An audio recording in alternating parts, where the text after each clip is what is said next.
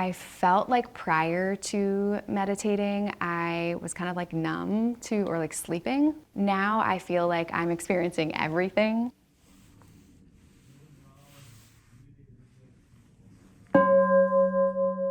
Meditation is my spiritual path.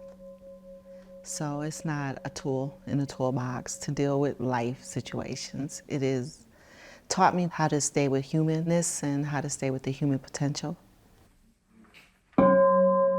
The heart has a much different schedule than the mind.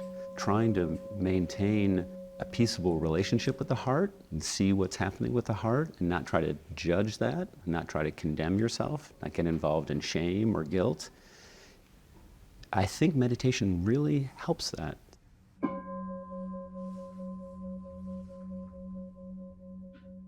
What is the difference between meditation and mindfulness? The meditation we practice here is a combination of two things, mindfulness and awareness. So it's called mindfulness awareness practice. So mindfulness is keeping your attention on an object of meditation. So it could be the breath, could be the object. You could be connecting with breathing for mindfulness practice, and very beneficial. The awareness part is like, what do you learn from doing that? What do you find out about yourself, about your relationship to others? So as the gong fades out, let's just tune into where we are right now. Really, we would say this is an awareness practice. We use mindfulness to be with that awareness practice. And basically we want them to come together, mindfulness and awareness, and apply that to all our experience in our life.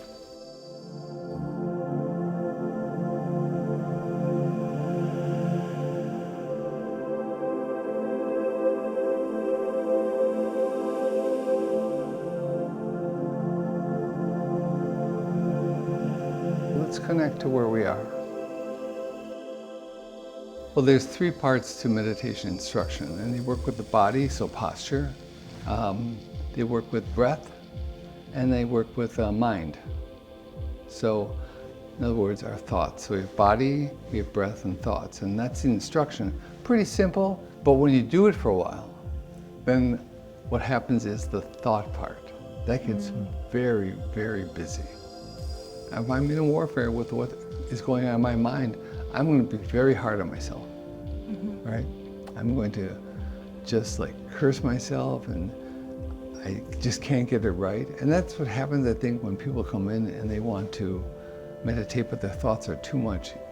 It's like, it's warfare. Yeah. And if we can't solve the warfare here, well, that's why we have warfare out there.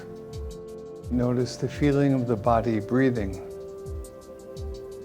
So bring your mind to wherever you feel the breath the best.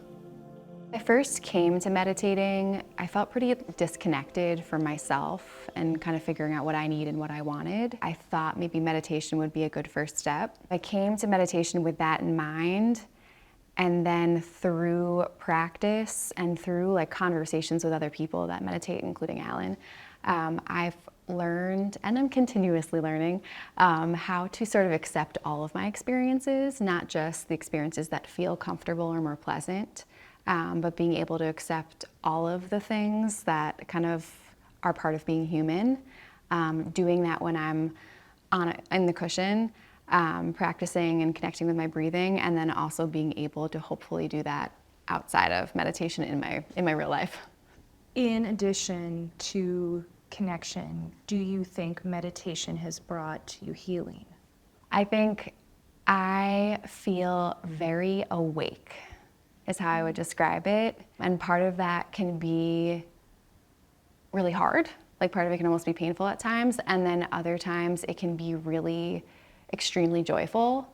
So I do feel like I'm getting to truly experience what's in front of me, and things feel a little bit more vivid when I'm in those moments. I'm a school psychologist, and I do think that it's been really helpful for me to practice meditation because I'm also trying to practice meditation and mindfulness with the students that I work with, and also share that information with teachers. I think that that's a really powerful thing for our kids to be receiving too. If you feel that sitting and meditating is a way of avoiding problems, then that is the problem itself. The practice of meditation is not so much about the hypothetical attainment of enlightenment. It is about leading a good life. Meditation has entered the realm of psychotherapy as a tool. I think that's nice to see that used. It gives you a way to tap in. But I think the rubber hits the road when you choose to make it a spiritual practice versus, something to cope with heaviness in life or how to be with yourself. How long have you been practicing meditation? Ooh, over 10 years. It's so weird to even say that out loud. What made you get into it? Pain, my own mental suffering. There's a lot when you sit on that cushion. Then your brain goes wild in the silence. And then you have to deal with whatever that is. And then somehow it gets tamed a bit. And you start to realize you're not the only one suffering. It's like an aha moment. It's really weird to look around the meditation hall and be like, oh, I'm not the only one feeling this way.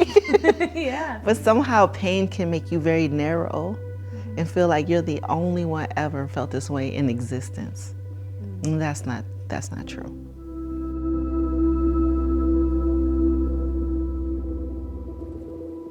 Would you say that it was healing for you? Every day. If you think about it, there's only one letter difference between medicate and meditate. And for me, meditation was the path that I chose, and was dealing with it was a kind of medicine for me at the time. And coupled with therapy, I really found that it gave me a way to experience my emotions neutrally, to see them as things that would come and go rather than grabbing them so tightly. And that in combination with therapy was just such a positive strategy for me. I mean, we spend so much time training our minds in school and then training our bodies in athletics, but we have no training for our emotions. And they're always there. And then they come up in these, either traumatic or significant events in our life. And I found that meditation really helps me process those when they come up. What would you say to someone who's just starting out and isn't sure if meditation is right for them or isn't sure if they're right for meditation? The most important thing is to just sit and not judge yourself and feel what the response is in your body. At first, everyone wants to have peace and calm, right? They think, I've got to learn how to meditate because then my mind will be calm. And the interesting thing is, at least for me, was that when I started to meditate, it was just the opposite. All my things that I'd been storing, all that stress, all that anger, all the things that I didn't understand, that came up. And so I would get off the cushion in the morning more angry than when I had sat down. And so learning not to blame myself for that or wonder what was wrong with me for that, and that's the great context for doing it in a group. That's the great reason for finding a center, because other people have these same exact reactions, and then you realize, oh, I'm not the only one that's feeling like this. One of my favorite koans, which is it's a sort of oxymoron, these Zen koans like the sound of one hand clapping. Yeah. It was a favorite one of mine. A monk asks a famous teacher, Zhaozhou, what is meditation? And the master, Zhaozhou, answers, it's not meditation. And the monk student is like, well, what is it then? And Zhaozhou says, it's alive. It's just alive. May all beings be happy. May all beings be free from suffering.